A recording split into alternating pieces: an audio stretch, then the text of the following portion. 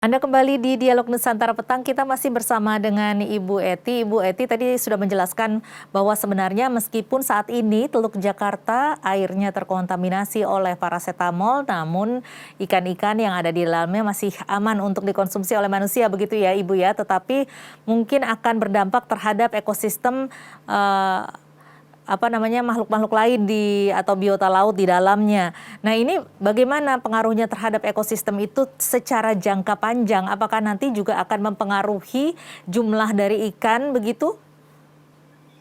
Iya, saya kira ini memang seperti yang tadi saya sampaikan. Kita memang harus membuktikan terlebih dahulu ya, karena memang penelitian terhadap ekosistem perairan itu masih sangat dini sebetulnya.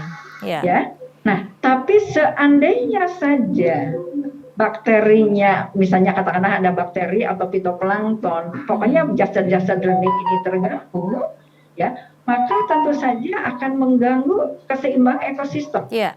Karena yang harus diingat, ekosistem itu kan merupakan satu sistem, ya, satu sistem yang saling terkait antara satu dengan yang lainnya. Kalau satu hilang, ya, maka tentu saja yang lainnya akan terganggu. Iya, terganggu rantai makanannya begitu ya Ibu ya, kalau betul, kita dulu belajar begitu ya. Makanan. Iya. Iya. Kalau saya paling gampang itu mengumpamakan orang yang sakit gigi. Yang sakit cuma gigi, tapi semua ya seolah-olah jadi sakit. Ya, ketika orang sakit gigi ya, mendengar suara, katakanlah ada lagu yang biasanya kita senang mendengarnya, ya, itu tiba-tiba rasanya seperti desol, seperti suara yang pokoknya tidak menyenangkan. Biasanya senang dengan anak kecil, misalnya katakanlah begitu melihat anak kecil sedang bermain jadi sebel gitu ya. Nah, itulah sistem ya. Jadi satu lingkungan itu merupakan satu sistem yang saling terkait antara satu dengan yang lainnya. Kalau yang satu terganggu, maka yang lain juga akan ikut terganggu. Nah, sehingga kalau misalnya mikroorganisme terganggu, entah itu bakteri, entah itu fitoplankton, maka bukan tidak mungkin semua akan terganggu. Walaupun nanti akan menuju ke keseimbangan yang baru ya. Ya, iya memang ini saat ini kontaminasi dari parasetamol ini kan walaupun memang masih belum ada hasil penelitian dari tes baku mutu mengenai bahwa apakah ini merupakan pencemaran atau bukan, tetapi paling tidak ini memunculkan kesadaran kita bahwa saat ini ternyata ada memang ada lagi faktor-faktor lain yang bisa menyumbangkan pencemaran di Teluk Jakarta yang terjadi saat ini. Nah, kalau saat ini peraturan pemerintah hanya ada 38 parameter yang bisa mengindikasikan kontaminasi Teluk Jakarta atau pencemaran di Teluk Jakarta atau di laut di Jakarta ini, apakah memang perlu ada menurut Ibu peraturan baru begitu yang mungkin meningkatkan ataupun lebih banyak lagi parameternya? Saya kira memang harus ya, harus pelan-pelan karena kita akan menyesuaikan. Yang namanya kita membuat baku mutu itu tidak asal membuat, tapi memang harus melalui satu kajian ilmiah yang cukup panjang.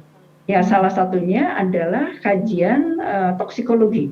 Ya, yang pertama misalnya kita lihat dulu LD atau LC50 gitu ya. Jadi apakah konsentrasi berapa bahan ini yang akhirnya mematikan 50% dari biota yang dipapar. Kemudian yang kedua adalah uji kronis ya. Nah, jadi itu pemaparan satu bahan yang mau kita buat baku mutunya dalam waktu yang sangat panjang malah ya, panjang sampai sangat panjang. Ini belum gitu ada ya Ibu ya di Indonesia ya? Belum, kita belum. Nah, satu lagi ujinya itu namanya uji teratogenisitas. Ya, jadi untuk melihat apakah satu bahan ini memunculkan cacat bawaan pada embrio atau pada larva yang ditetaskannya. Gitu. Jadi paling tidak itu. Dan itu pun juga bukan hanya satu kali, tapi memang harus pada biota yang terpilih ya, pada fase yang berbeda ya, dan pada biotanya harus biota yang endemik gitu. Baik. Jadi biota yang ada di Indonesia lah. Seberapa penting pengadaan kajian-kajian tersebut saat ini untuk kelangsungan hidup ataupun kesejahteraan nelayan-nelayan di sana? Kalau kajian ini menurut saya sih ya tentunya sangat penting ya, karena kalau kita tidak mengkaji dan kemudian sudah kejadian ikan-ikan mati, tentu nelayan yang akan menderita. Nah, padahal nelayan ini mereka punya Menggantungkan mata pendidikan, pencaharian di sana. betul, karena memang pendidikan mereka juga relatif terbatas ya, pengetahuan mereka juga relatif terbatas, dan mereka biasanya mata pencahariannya itu hanya itu. Jadi kalau dialihkan ke yang lain tuh susah. Paling bisa dia jadi guru kasar. Gitu. Nah kalau begitu untuk bisa adanya kajian-kajian tersebut, apa yang saat ini harus dilakukan oleh pemerintah, Ibu? Salah satunya memang pemerintah harus ngadain dana ya, karena untuk penelitian itu tidak murah. Dan yang kedua, alat-alat yang bisa mendeteksi sampai nano itu rasanya di Indonesia kok masih belum ada ya. Itu sehingga yang ada itu baru ppm. Ya, part per million paling juga itu ya, miligram per liter gitu. Nah, sementara kalau nano itu kan dari miligram masih ke mikro, dari mikro baru ke nano.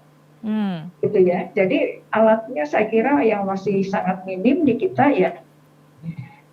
Selain Sehingga itu, kalau selain itu SDM-nya bagaimana Ibu? Apakah saat ini peneliti-penelitinya sudah cukup banyak atau perlu ada lagi?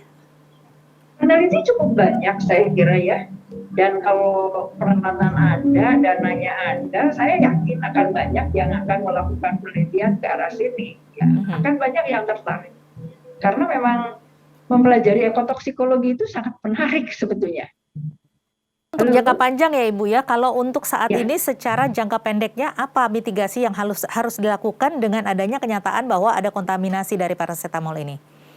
Ya, kalau menurut saya mitigasinya ya, yang pertama masyarakat dulu ya, ini harus disadarkan bahwa obat itu adalah racun ya, bahwa sebetulnya ada satu ahli toksikologi ya, dia mengatakan bahwa tidak ada satu racun pun di dunia ya, namun penggunaannya harus tentu sangat bijaksana. Nah, kalau tidak bijaksana maka akan menjadi racun. Artinya edukasi terhadap masyarakat sangat penting. Betul. Sehingga masyarakat sangat juga penting. Perlu harus literasi masyarakat juga harus ditingkatkan. Iya. Baik. Nah, salah satunya masyarakat ini kan mereka harus tahu kalau makan obat ini tidak boleh sembarangan. Jadi mereka harus selalu konsultasi dulu dengan dokter ya, sehingga mereka tidak salah.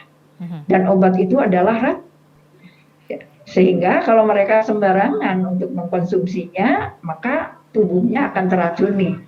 Baik. Jadi nggak usah sampai ke ikan itu juga di masyarakat dulu lah, saya kira itu yang harus disadarkan dulu. Baik, jadi edukasi ataupun juga literasi masyarakat harus ditingkatkan karena yang terpenting adalah pencegahan. Baik Bu Ety, terima kasih banyak telah bergabung bersama kami di Dialog Nusantara Petang. Salam sehat Ibu. Terima kasih. Ya, salam sehat kembali Mbak Tasya.